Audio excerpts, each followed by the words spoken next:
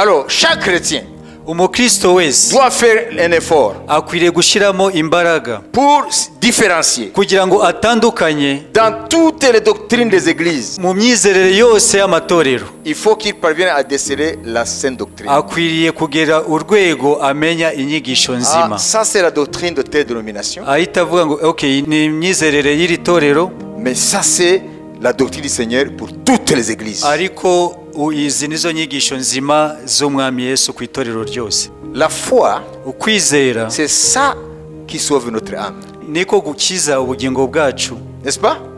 Parce que la Bible dit, kuko Bibiliya iravuga ngo en retenant la foi mu kugumana ukwizera jusqu'à la fin, kugeza ku iherezo, vous sauverez vos âmes. muzakiza ubugingo bwanyu. Et si nous venons de déchoir de la foi, rero nutakaza ukwizera, tu perds la vie éternelle. ubutakaje ubugingo buhoraho. Donc il ne faut pas jouer niyo mpamvu nukwiriye gukina avec la parole de Dieu parce que c'est elle qui nourrit ta foi. n'ijambo ry'Imana kuko niryo rigaburira ubugingo bwawe. C'est pourquoi tu dois donner la priorité dans tout ce que tu fais dans ta vie, de savoir que telle chose que tu as cru est vraie. Quand tu arriveras au ciel, il y aura l'esprit suivante. Nugera mu ijuru hari bizagutungura bikurikira. La première surprise, surprise ya mbere, c'est de te voir au ciel. No kwibona ugeze mu ijuru.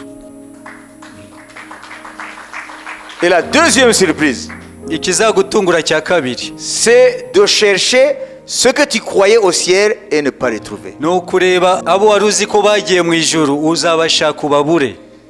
Ariko ngo harabo wizeye ko twashinguye bagiye mu ijuru. None wagezeyo ntabo ubona. Ça sera une surprise.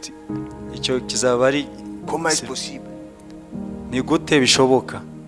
Troisième surprise. Icya gatatu, c'est de voir no kubona ce que tu croyais damné définitivement créé pour l'enfer et de trouver au ciel. Abo waruzi ko bacireho iteka bagenewe kuzarimbuka ukabasanga mu ijuru.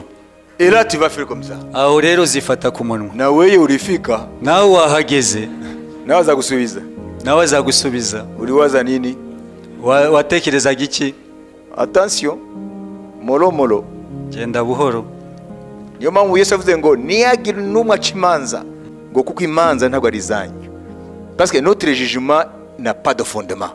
Imanza duca ntabwo ziba zifite. Pour juger de quelque chose, kugira ngo ucire urubanza ikintu runaka à 100% conforme à la chose, ijana ku ijana ushingiye koko kukuri, il faut être omniscient. Ukwiriye kuba uzi byose.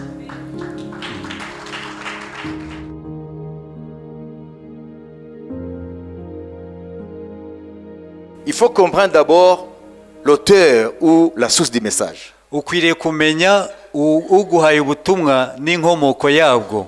C'est qui? Ese ninde? Quelle est sa personnalité? Uwo ni umuntu ki? Quel est son degré de fiabilité? Ese ubwizerwa bwe bungana iki? D'abord, c'est la personne. Uwo muntu utanga ubwo butumwa. Et après, on va analyser le message. Maze nyuma ukareba ibigize ubwo butumwa. Ça s'adresse à qui? Ese ubwo butumwa bwagenewe bande? Quels sont les destinataires? Ese ni bande bagenewe ubwo butumwa? Quel est le contenu? Ese ubwo butumwa ni iki kibugize? Et après, en comprenant tout le contexte, umaze gusobanukirwa ibyo byose, tu vas comprendre maintenant le sens du message. Niho uzasobanukirwa ubutumwa icyo bushatse kuvuga. Mais beaucoup de chrétiens ne savent pas. Ariko abakristo benshi ntago babisobanukirwa. Parce qu'ils ne sont pas enseignés. Kuko ntago bigishijwe. Il y a d'autres. Kandi arabandi. Il y en a d'autres qui sont spirituels. Bita ko ari abanyamwuka. Et ils n'ont besoin que de prier, de voir la révélation. Icyo bakeneye gusa no gusenga bakabona amahishurirwa. Et je vous ai dit maintes fois. Kandi narabibabwiye kenshi. Tout ce qui n'est pas corroboré par la Bible, ikintu cyose kidahuye na Bibiliya, c'est pas de Dieu. Ntago gituruka ku Mana. Soit c'est le fruit de tes pensées, bishobora kuba ari ibitekerezo byawe, ou ça vient de l'ennemi. Cyangwa bikava ku mwanzi. C'est pour cela que je vous ai dit. Niyo mpamvu nababwiye.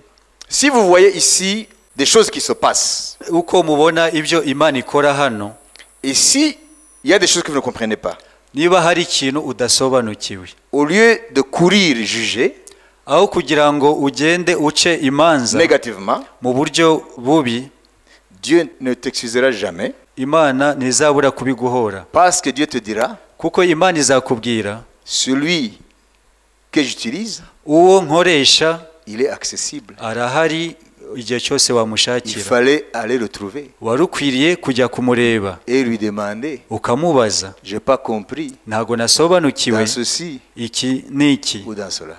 Amen. Qui a compris? Ninde wasobanukiwe? Parce que beaucoup peuvent tomber sous le jugement de Dieu sans le savoir. kuko abenshi bashobora kugwa ku rubanza rw'imana batabizi. Vous comprenez? La Bible, hein, Bibiliya c'est la seule autorité en matière de foi. niyo yonyine ishingirwaho ku bijyanye no kwizera. Il ne faut jamais, jamais avoir foi autre chose que la Bible. Ntuzigere ushyira ukwizera kwawe ku kindi atari Bibiliya, ijambo ry'Imana. Vous avez compris? Mwabisobanukiwe? Vous avez compris?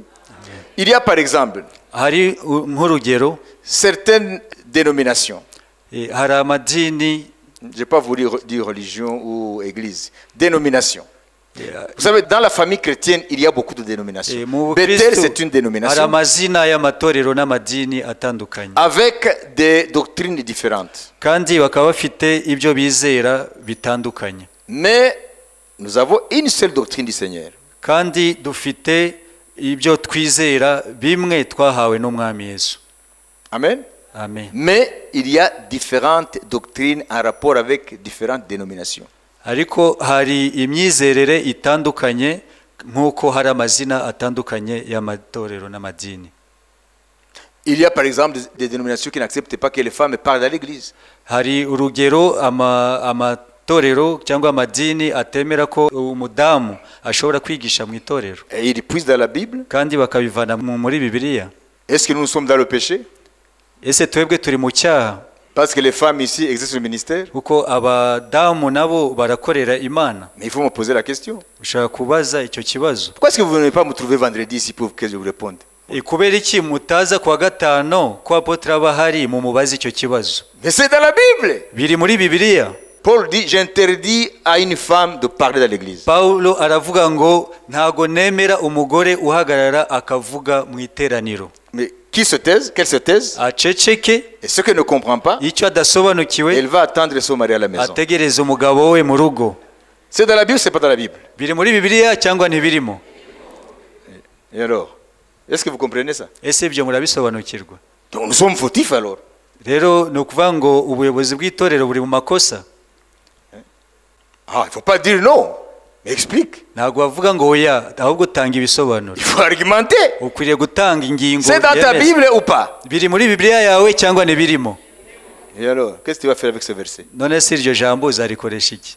Ça c'est un. Icyo ni kimwe. Deux. Icya kabiri, Il faut que la femme prie voilée. umudamu akwiriye gusenga atwikiriye mu mutwe. Mais ici, je les vois ici. Kandi Prier sans ndabona voix. hano C'est dans la Bible, c'est pas dans la Bible. biri muri Bibiliya cyangwa ntibirimo? Et alors? Et Dieu nous appelle à croire à toute la parole de Kandi Dieu. Imana iduhamagarira kwizera ijambo ryayo ryose. Bon, il y a beaucoup de choses ici Hari byinshi hano pour lesquelles vous devez savoir le point de vue de l'Esprit de Dieu. mukwiriye kumenya icyo Mwuka Wera abivugaho. Ce que je vais vous dire d'emblée, il n'y a pas de confusion dans la Bible. Icyo nashaka kubabwira ni uko nta rujijo ruri muri Bibiliya. Amen. Autre chose, Ikindi, il y a des dénominations hari amadini cyangwa amatorero ya Gikristo qui n'acceptent pas qu'aujourd'hui, il y a encore des guérisons. batemera ko ibijyanye no gukira indwara bikiriho muri iki gihe cyacu. Parce qu'il y a aujourd'hui des hôpitaux, Kuko uyu munsi hari ibitaro, des cliniques. hari za klinike n'ibitaro. Il y a des dénominations qui ne croient plus au don du Saint-Esprit. Hari amatorero atemera impano z'Umwuka Wera. C'est kuvuga ngo baraguye ntibigeze babyemera. Donc ça fait partie de leur doctrine. Bijyanye n'imyizerere yabo. C'est la première fois. Niyo bwa mbere mubyumvise. Il y a des églises qui ne croient pas qu'on peut prier pour les malades. Hari abatemera ko uyu munsi bishoboka gusengera umuntu agakira. C'était à l'époque apostolique. Byari mu gihe cy'intumwa.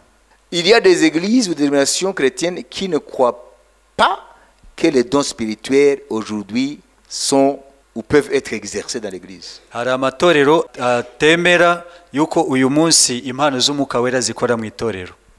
Vous comprenez? Ça fait partie de leur doctrine. Pas la doctrine du Seigneur, leur Ni doctrine. kimwe n'imyizerere yabo. Il y a des dénominations Hari amatorero qui ne croient pas atizera que le Saint-Esprit ko umwuka wera agit aujourd'hui. akora muri ibi bihe. Il y a beaucoup de doctrines. Hari imyizerere itandukanye. Alors, vous maintenant qui êtes ici, Mwebwe rero muri hano, comment est-ce que vous allez affronter ces doctrines et savoir que vous êtes dans le vrai si vous ne posez pas des questions? ese ni gute muzahangana n'iyo myizerere yose kandi ubwanyu mutabaza ibibazo kugira ngo mube mufite intwaro zatuma muhangana Conséquence, ingaruka zabyo? Dieu fera des choses Imana izakora ibintu, et là tu vas rencontrer d'autres courants uzahura n'indi myizerere, et tu vas revenir autre personne. uzagaruka wabaye undi, Parce que tu n'as pas voulu t'humilier et venir nous demander kuko pourquoi est-ce que là on dit ceci, mais ici nous voyons ça, qu'est-ce qui se passe? C'est diabolique ou c'est le Saint-Esprit? Il faut poser des questions. kuko ntago wigeze uza kugira ngo ubaze kubera iki kubera iki. Ushaka kwibaza ese ni abadayimoni, ese ni Imana, ngo ukwiriye kubaza. Donc il y a beaucoup de doctrines. Hari imyizerere myinshi, Néanmoins, il n'y a qu'une seule doctrine du Seigneur. ariko hari ukwizera kumwe k'umwami Yesu. C'est ce que Paul dit ici. Icyo Paulo avuga hano, En anglais, on l'appelle sound doctrine. mu cyongereza bakoresha Saine doctrine. Sound doctrine, ça veut dire saine doctrine. n'inyigisho nzima. Voilà, c'est ce que Paul dit. Niryo jambo Paulo yakoresheje. Nta nyigisho nzima z'uburyo bwose, ari inyigisho nzima zimwe gusa. Est-ce que vous comprenez? 1 Timothée 4:6. Muri Timotheo wa mbere gice cya 4 murongo wa 6, Paul dit, en exposant ces choses aux frères, tu seras un bon ministre de Jésus-Christ, nourri des paroles de la foi et de la bonne doctrine que tu as exactement suivi. niwibutsa bene data ibyo uzaba ubaye umugabura mwiza w'ibya Kristo Yesu, utunzwe n'amagambo yo kwizera n'inyigisho nziza wakurikije. Amen. Et puis nous allons lire dans Tite chapitre 2, dusome muri Tito igice cya 2 verset 6 jusqu'au verset 17. ku murongo wa 6 kugeza. Ou si vous voulez, nous commençons au verset 1er jusqu'au verset 10. Duhere ku murongo wa mbere. Comprenez bien. Uvuge ibihuye n'inyigisho nzima. Paul écrit à Tite. Paulo yandikiye Tito. Tite aussi est devenu un ministère. Tito nawe yari yabaye umukozi w'Imana. Il a grandi au pied de l'apôtre Paul. Yakuriye ku birenge by'intumwa Paulo. Maintenant, il a grandi spirituellement Yarakuze mu mwuka jusqu'à ce que Paul lui confie les églises. kugeza aho Paulo amushinga kuyobora amatorero. Comprenez?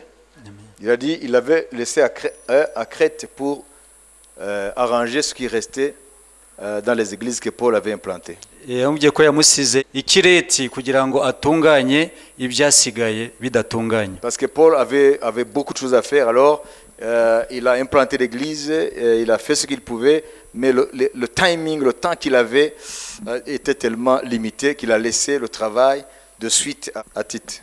Uko Paulo yagiye afungura amatorero menshi, rero yarakeneye ko asigira Tito kugira ngo arebe ubuzima bw'ayo matorero akomeze kuyakurikirana. Gwatunganye ibisigaye.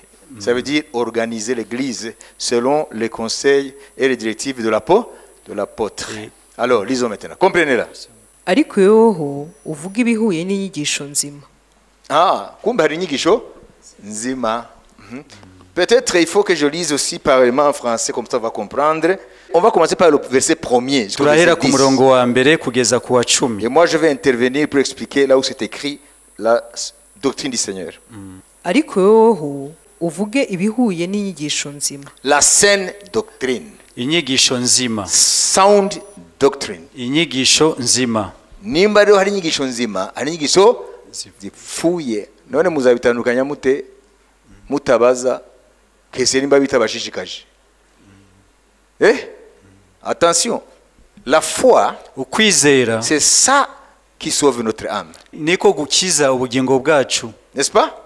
Parce que la Bible dit, kuko Bibiliya iravuga ngo en retenant la foi mu kugumana ukwizera jusqu'à la fin, kugeza ku iherezo vous sauverez vos âmes. muzakiza ubugingo bwanyu. Et si nous venons de déchoir de la foi, Rero nutakaza ukwizera tu perds la vie éternelle. ubutakaje ubugingo buhoraho. Donc il ne faut pas jouer Niyo mpamvu ntukwiriye gukina avec la parole de Dieu parce que c'est elle qui nourrit ta foi. n'ijambo ry'Imana kuko niryo rigaburira ubugingo bwawe. C'est pourquoi tu dois donner la priorité dans tout ce que tu fais dans ta vie, de savoir que telle chose que tu as cru est vraie. Niyo mpamvu mu buzima bwawe ukwiriye guha agaciro, ugaha umwanya kumenya icyo ukwizera kwawe gushingiyeho. À moins que tu prennes la foi comme quelque chose de secondaire. Atari ibyo uba ufata ukwizera nk'aho ari ikintu kidafite agaciro. Si pour toi la foi ou la vie de l'église est secondaire, là je te comprends. Mais si tu sais que la foi et appartenir à l'église de Dieu font partie des choses indispensables, vitales pour toi, dans cette vie et dans l'éternité, tu dois faire attention avec tout ce que tu mets dans ton cœur comme substance de ta foi. Keretse niba udaha agaciro ubugingo bwawe cyangwa se itorero ry'Imana, ariko niba koko mu buzima bwawe ubugingo bwawe bufite agaciro, uzitondera ku bijyanye no kwizera kwawe, ishingiro ryawe. Ukwiye kumenya rero ese ibyo wizera ni biki. Ese bariya ko ari abakristu bakaba bizera ibi, natwe tukaba none se iby'Imana yavuze byo ni ibihe? Ukwiye kuruhuka wabimenye, kubera yuko niho hashingiye agakiza kawe. Amen. Nawe nuba muri confusion uraho gusa, Satani azagutwara, uzapfa bakujyana baba twese ngo wagiye mu ijuru kandi ntaho wagiye. Au ciel nous aurons des surprises. Mu ijuru tuzatungurwa. Quelqu'un a dit, hari umuntu wavuze, au ciel mu ijuru il y aura des surprises suivantes. hazaba ibizadutungura ibi bikurikira. Quand tu arriveras au ciel, il y aura les surprises suivantes. Nugera mu ijuru hari ibizagutungura bikurikira. La première surprise, Surprise ya mbere c'est de te voir au ciel. no kwibona ugeze mu ijuru. Et la deuxième surprise, Ikizagutungura cya kabiri c'est de chercher ce que tu croyais au ciel et ne pas les trouver. ni ukureba abo wari uzi ko bagiye mu ijuru uzabashaka ubabure. Arakuvuga ngo hari abo wizeye ko twashinguye bagiye mu ijuru, none wagezeyo ntabo ubona. Ça sera une surprise. Icyo kizaba ari Comment est-ce possible? ni gute bishoboka? Tuvuge nk'ubu twe turabizi, turizera ko Pastor Emmanuel Burundi yagiye mu ijuru, sibyo? Admettons que ugeze mu ijuru ukamubura. Iyo nayo izaba surprise. OK. Troisième surprise, Icya gatatu c'est de voir ni ukubona ce que tu croyais damné définitivement créé pour l'enfer et les trouver au ciel. abo wari uzi ko bacireho iteka bagenewe kuzarimbuka ukabasanga mu ijuru. Et là tu vas faire comme ça. Aho rero zifata ku munwa, Na wewe ulifika, nawe wahageze nawe azagusubiza. nawe azagusubiza. Uliwaza nini? Watekerezaga iki? Voilà les trois surprises. Ibyo nibyo bintu bitatu bizadutungura mu ijuru. Uzatangara wibonyeyo, kuko kwibonayo ni igitangaza. Na mimi nimefika. Nanjye ndahageze. Hanyuma uzatangara abo wibazaga ko bagutanzeyo ntabo. Utangara wa gatatu abo utibazaga ko bazagerayo waba Basangeyo. aturiye twaramushinguye twari tuzi yuko yari umuntu nuwamenya munota nyuma byagenze gute. Attention, molo Genda buhoro. niyo mpamvu Yesu avuze ngo niyagira n'umwe aca imanza, ngo kuko imanza ntabwo ari izanyu, parce que notre jugement n'a pas de fondement. Manza duca ntago ziba zifite Pour juger de quelque chose kugira ngo ucire urubanza ikintu runaka à 100% conforme à la chose, ijana ku ijana ushingiye koko ku kuri, il faut être omniscient. ukwiriye kuba uzi byose. C'est pourquoi les historiens ont ce problème. Niyo mpamvu abanyamateka, abahanga mu Vous by'amateka savez que bafite l'histoire fait partie de ikibazo. la science, n'est-ce pas? Murabizi ko amateka nayo ari muri siyansi. Les historiens, Abanyamateka c'est une science l'histoire, n'est-ce pas? ni imwe C'est une muri discipline, siyansi, l'une des disciplines scientifiques. ni imwe muri za siyansi zemewe. Mais il y a un problème avec l'histoire. Ariko hari ikibazo ku bijyanye n'amateka. Parce que par définition, la science, kuko ushingiye mu busobanuro siyanse elle doit être vraie partout et en tout temps lorsque les conditions sont réunies. icyo siyanse yizeho kigomba kuba ari ukuri ahantu hose no mu bihe Il byose. n'y a pas la science des Américains et des Chinois. nta siyanse y'abanyamerika n'iy'abashinwa. Peut-être y avoir la technologie américaine et la technologie chinoise, mais pas la science. hashobora kuba tekinoloji y'abanyamerika cyangwa se y'abashinwa ariko ntabwo ari siyanse y'abashinwa cyangwa y'abanyamerika. L'eau bout à combien de degrés centigrades ou Celsius? ese amazi abira kuri degere zingahe? Plus ou moins 100. ijana. Ah, dites plus ou moins.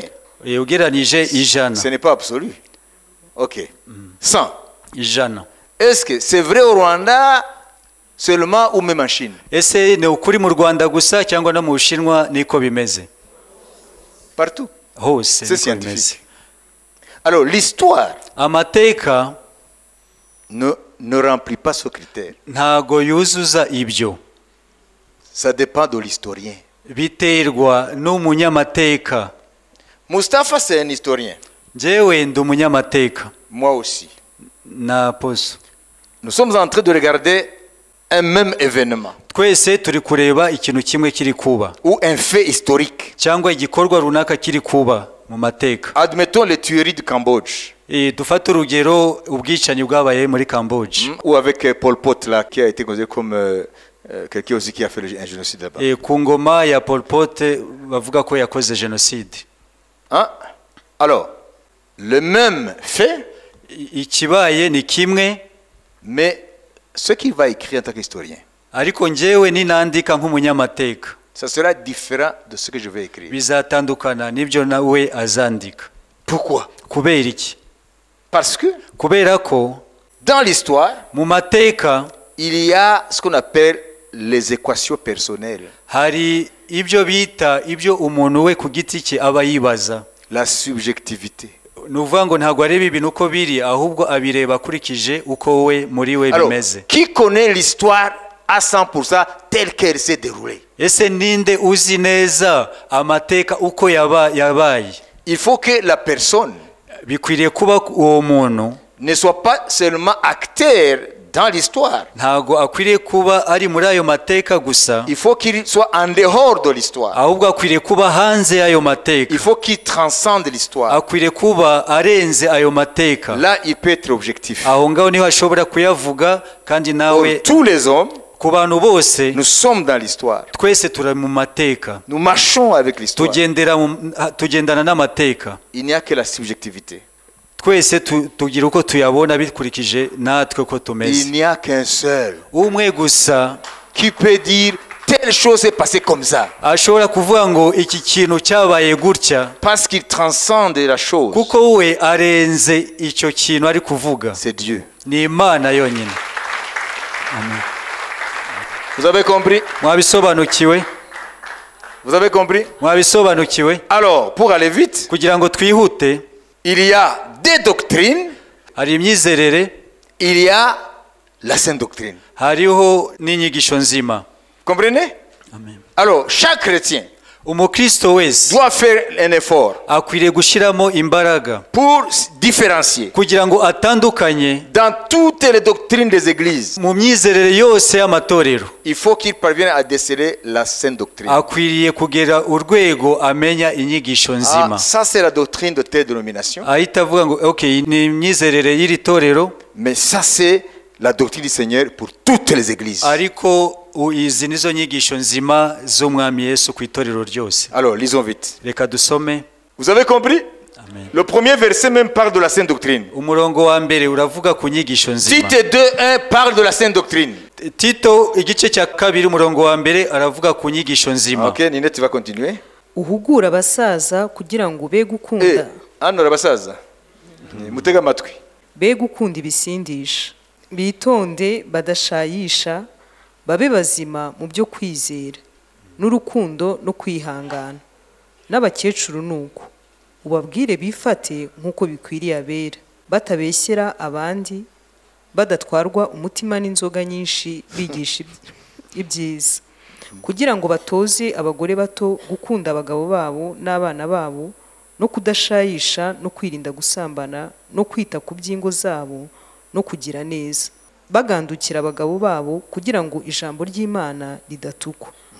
N'abasore nuko ubahugure kudashayisha, wiyerekane muri byose nk'icyitegererezo cy'imirimo myiza, kandi mu iyigisha ryawe ugaragaze ko uboneye udapfa gutera waraza, n'ijambo ryawe ribe rizima ritariho umugayo, kugira ngo umuntu uri mu ruhande rw'ababisha amware atabonye ikibi yakuvuga.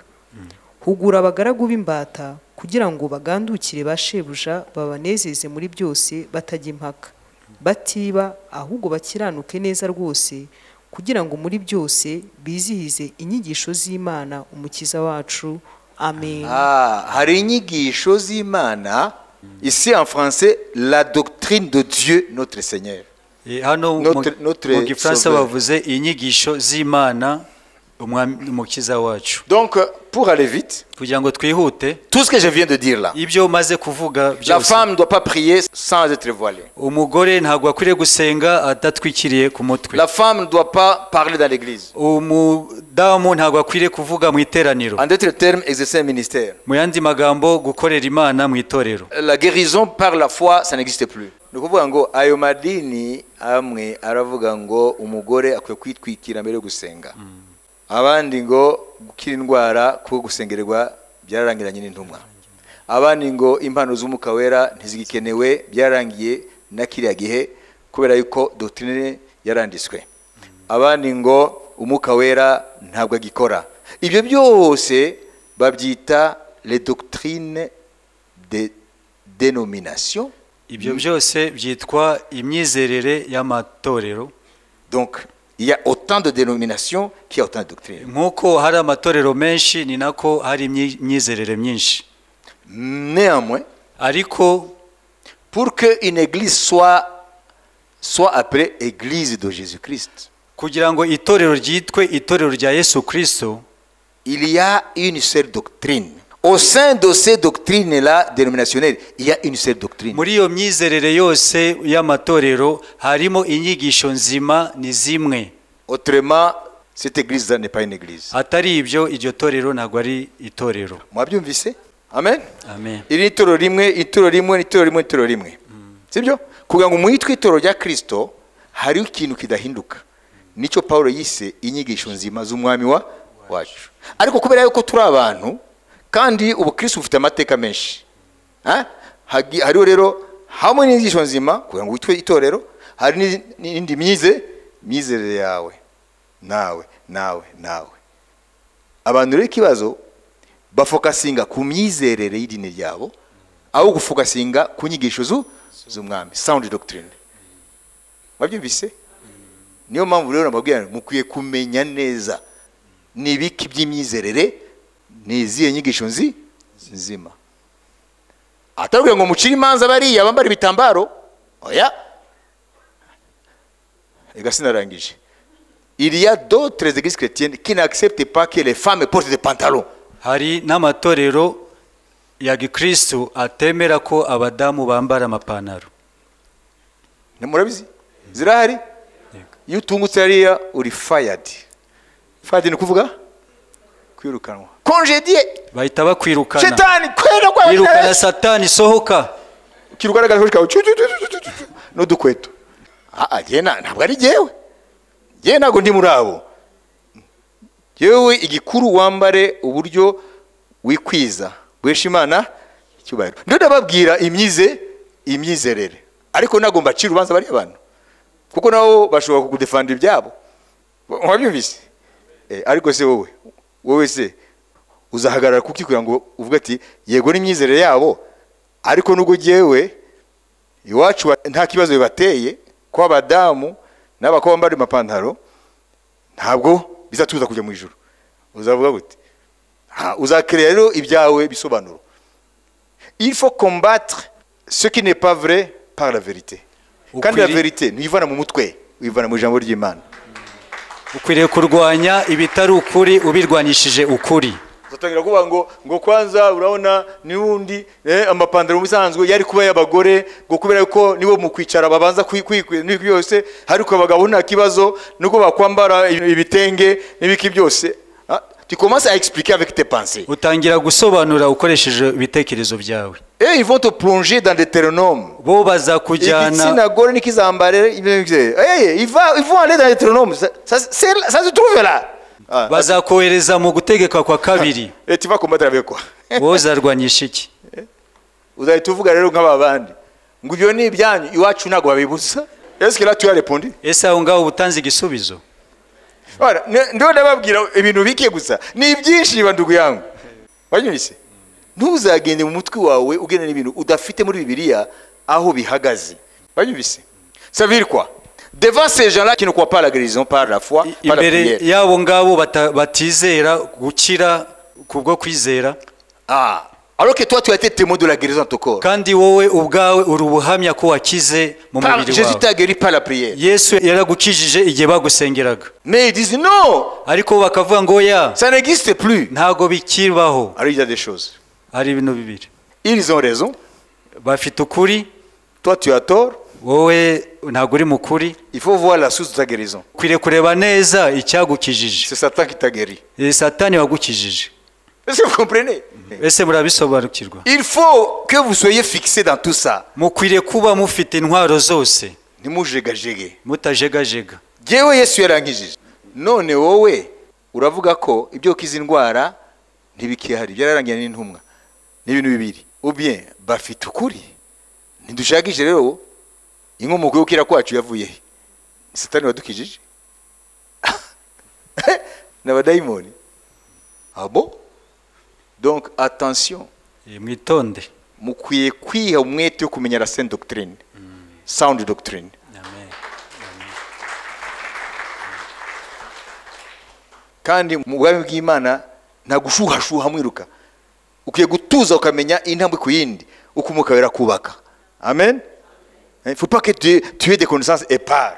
Ntago ukwiriye kugira ubumenyi gusa buri aho budafite butubakitse. Comprenez? Voilà pourquoi Dieu a assisté les ministères. Niyo mpamvu Imana yahagurukije abakozi bayo. Les apôtres, les prophètes, les évangélistes, Intumwa, abahanuzi, abavugabutumwa, les pasteurs et les docteurs. abashumba n'abigisha. C'est pour que tu sois édifié. No kugira ngo wubakwe. Mais il faut avoir le temps. Rero bisaba ko utanga umwanya. Ce que tu ne comprends pas, il faut chercher le temps. Il faut t'investir dans le Seigneur. Il faut demander. Cyo udasobanukiwe ukwiriye gushiramo imbaraga ukabaza. Hano kuwa gatanu twakiriye umuntu wavuye Muhanga. Wanyumvise? Yarumvise ubutumire. Kuwa gatanu hano twakira abantu bafite ibibazo. Nije namwakiriye. Maze kumwakira we yarafite uko yumva iby'Imana. Sibyo? Yarafite uko yumva iby'Imana. Bikurikije nizo kura zose abamo yahuye nazo. Urazi ko bambwiye ngo akiza hari ijambo rya mbere yabajije ngo ese baranyakira.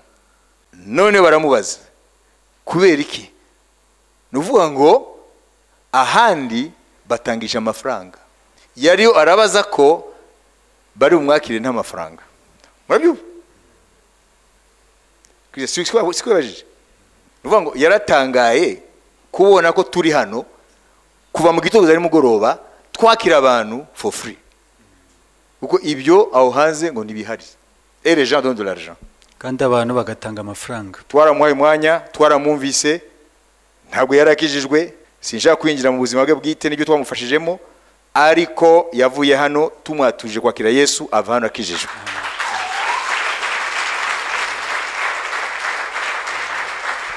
Vous comprenez? Murabyumva? Mwabyumvise? Nuvuga ngo rero ubukristu bwo mu isi buri kwinshi. Ariko ubukristu bwa Bibiliya ni bumwe. Ninde babwiye batangije amafaranga? Banyura ijambo Yesu yavuze ngo mubiherewe ubuntu, mubitangire ubundi. Iyo jambo se bariunga gute? Voyez, donc il y a beaucoup de choses. Rero mukwiye kumenya nibiki ijambo ry'Imana rivuga kugira ngo mumenye ibyo muhagazemo nibihe. Amen. Iby'abantu nibihe n'iby'Imana nibihe. Pourquoi j'ai dit tout ça? Kubera iki mvuze ibyo byose? C'est parce que je voulais souligner l'importance de connaître les Écritures. Nuko nashaka guca akarongo ku mumaro wo kumenya ibyanditswe byera. Amen. Amen. Alléluia. Avant de continuer, mbere yuko dukomeza, lorsque tu mourras, igihe uzapfa, tu emporteras quoi? uzatwara iki? Une seconde, réfléchis. Tekereza umwanya C'est une muto. question bête mais très pertinente. Ni ikibazo wakumva ko nta kidafite ubwenge.